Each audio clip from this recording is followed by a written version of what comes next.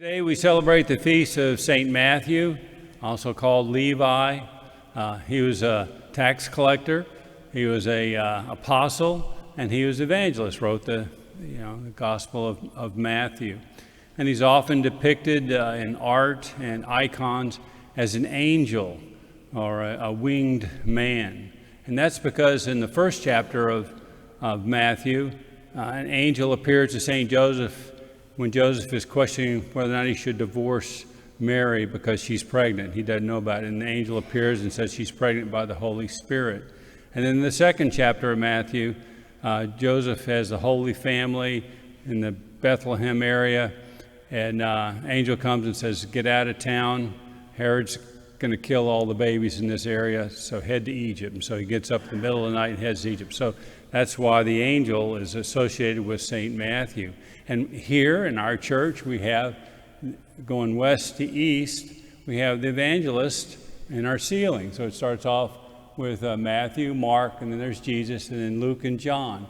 So Matthew is the first one here depicted in the ceiling as an angel in our church.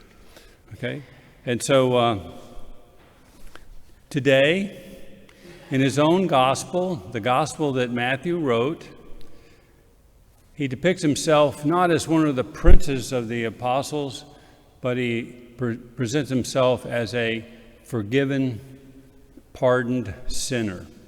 And he knew who Jesus was. So he's sitting at that customs post, and he recognizes Jesus and sees what Jesus is doing with the people. But he also knows the distance between himself and God.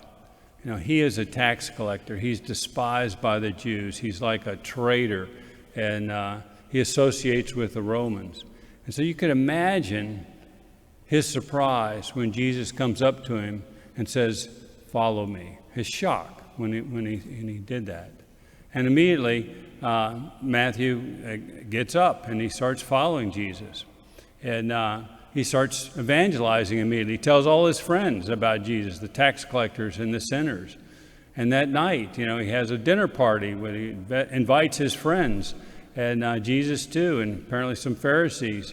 And they come, and the Pharisees have that question: why does your teacher associate with tax collectors and sinners?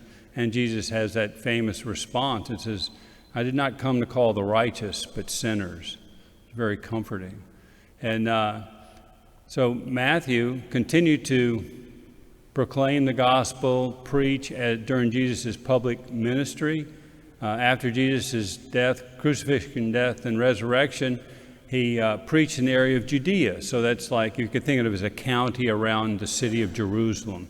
And that's where he preached. And he preached to Jews, and his gospel is like written to the Jewish community. But eventually, he went off to Ethiopia. And in Ethiopia, that's where he was martyred. And that's why we wear red today, because he was a martyr.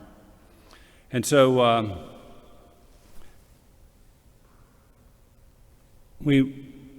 today, maybe we should take home with us, remember the scene of St. Matthew at the customs post. And we should take courage in that, because Matthew didn't prove himself to Jesus first. Jesus calls him first, just like Jesus calls all of us. And then, so our job, just like Matthew's, is to say yes to Jesus, to follow him. And all the things that we need to do that, the courage, the graces and stuff, we need to trust in God to give us the courage, the grace, the strength, so that we can follow Jesus as he wants us to follow him.